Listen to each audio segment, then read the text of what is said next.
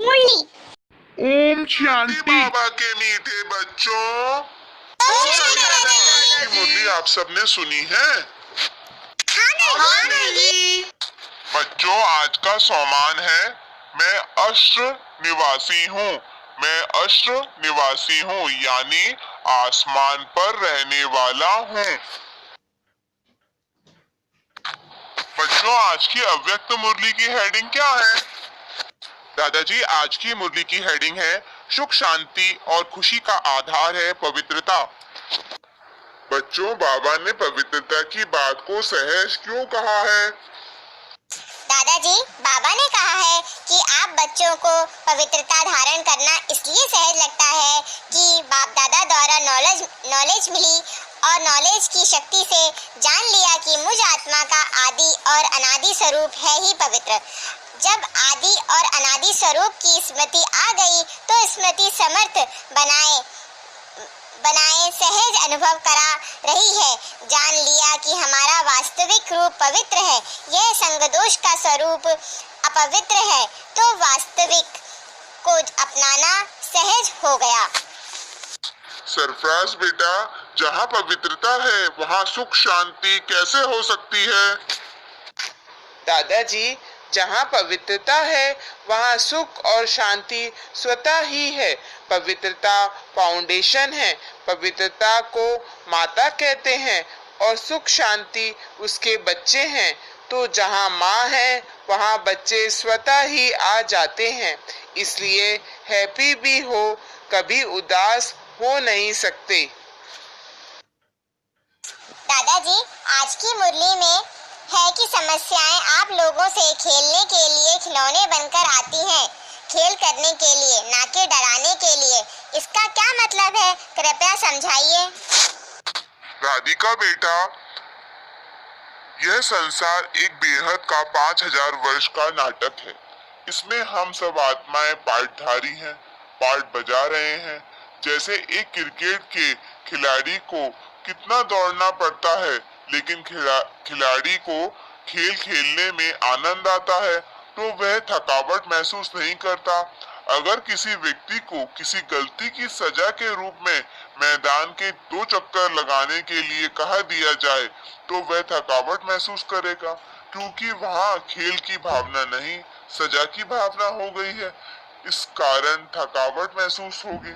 इसी तरह बाबा अपने बच्चों में उमंग उत्साह भरने के लिए कहते हैं कि ये संसार की समस्याएं आप बहादुर बच्चों के सामने खेलने का साधन है, डराने वाली या परेशान करने वाली नहीं।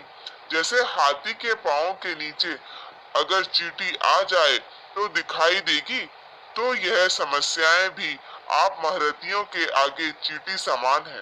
खेल समझने से खुशी रहती है, कितनी भी बड़ी बात छोटी हो जाती है। शक्तिशाली आत्माओं के आगे यह दुख, अशांति कुछ भी नहीं, चींटी के समान है। जहाँ पवित्रता, सुख शांति की शक्ति है, वहाँ स्वप्न में भी दुख अशांति की लहर आ नहीं सकती।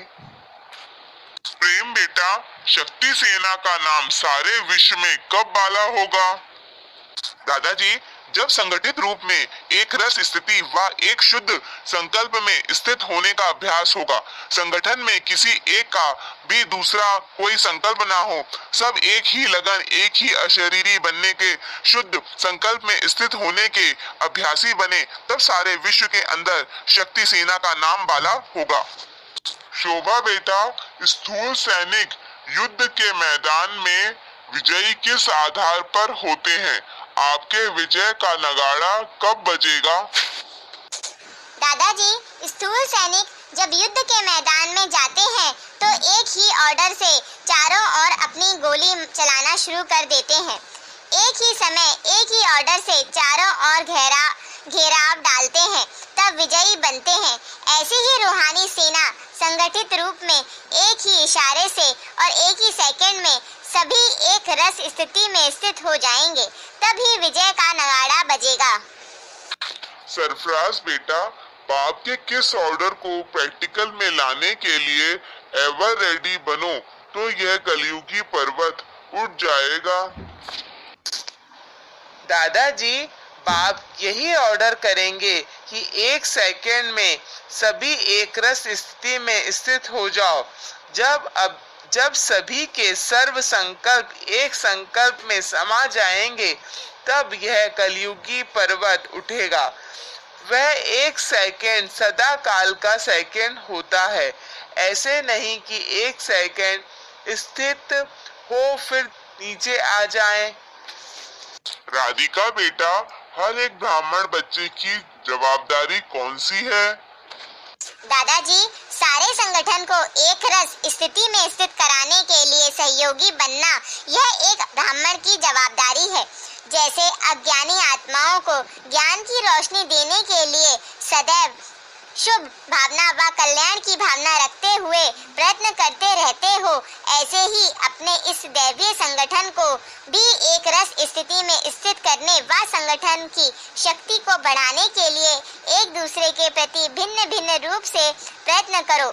इसके प्लान्स बनाओ। ऐसे नहीं खुश हो जाना कि मैं अपने रूप में ठीक ही हूँ। प्रेम बेटा, परमात्मा ज्ञान की विशेषता क्या है? प्रेम बेटा, परमात्मा ज्ञान की विशेषता क्या है? दादाजी, संगठन की शक्ति ही इस परमात्मा ज्ञान की विशेषता है। इस ब्राह्मण संगठन की विशेषता देवता रूप में प्रैक्टिकल एक धर्म एक राज्य एक मत के रूप में चलती है। बच्चों, किस एक बात का संपूर्ण परिवर्तन ही संपूर्णता के समीप लाएगा? दादाजी, हरेक में जो देह अभिमान वाले मूल संस्कार है, जिसको आप लोग नेचर कहते हो, वह संस्कार अंश मात्र में भी ना रहे। अपने इन संस्कारों को परिवर्तन कर बाप दादा के संस्कारों को धारण करना, यही लास्ट पुरुषार्थ है। अच्छा बच्चों, बाप दादा की प्रत्यक्षता किस आधार पर होगी? दादाजी, जब एक एक में बाप दादा के संस्कार दिखाई देंगे, बाप दादा के संस्कारों को कॉपी कर उनके समान बनो, तो समय और शक्तियां बच जाएंगी और सारे विश्व में बाप दादा को सहज प्रत्यक्ष कर सकेंगे। भक्ति मार्ग में तो सिर्फ कहावत है कि जिधर देखते हैं उधर तू ही तू है, लेकिन यह प्रैक्टिकल में जहाँ देखें, जिसको देखें वहाँ बाप दादा के संस्कार ही दिखाई दें। अच्छा बच्चों, आज का वरदान क्या है? दादाजी, आज का वरदान है, रौब के अंश का भी त्याग करने वाले स्वमानधारी पूर्ण आत्मा भव। अर्थात स्वमानधारी बच्चे सभी को मान देने वाले दाता होते हैं। दाता अर्थात रहम दिल। उनमें कभी किसी भी आत्मा के प्रति संकल्प मात्र में भी रौब नहीं रहता। यह ऐसा क्यों, ऐसा नहीं करना चाहिए, होना नहीं चाहिए। ज्ञान यह कहता है कि क्या यह भी सूक्ष्म रौब का अंश है, लेकिन स्वमानधारी पूर्ण आत्माएं गिरे हुए को उठाएंगी, सहयोगी बनाएंगी। वह कभी यह संकल्प भी नहीं कर सकती कि यह तो अपने कर्मों का फल भोग रहे हैं, करेंगे तो जरूर पाएंगे, इन्हें गिरना ही चाहिए। ऐसे संकल्प आप बच्चों को नहीं हो सकते। अच्छा बच्चों, आज का स्लोगन है, संतुष्टता और प्रसन्नता की विशेषता ही उड़ती कला का अनुभव कराती है। संतुष्टता और प्रसन्नता की विशेषता ही उड़ती कला का अनुभव कराती है। अच्छा बच्चों, आप सबने बहुत अच्छे से मुरली का अध्ययन किया। आप सभी का आज का दिन बहुत अच्छा रहे, मंगलमय रहे और आप सबको प्रसन्नता के साथ व्यवहार करें, संतुष्ट करें, ऐसे खुश रह के सबको खुशी दें। आपका दिन बहुत अच्छा रहे, इसके यही मेरी आप सबके लिए शुभ भावना है, शुभकामना है। ओम शांति।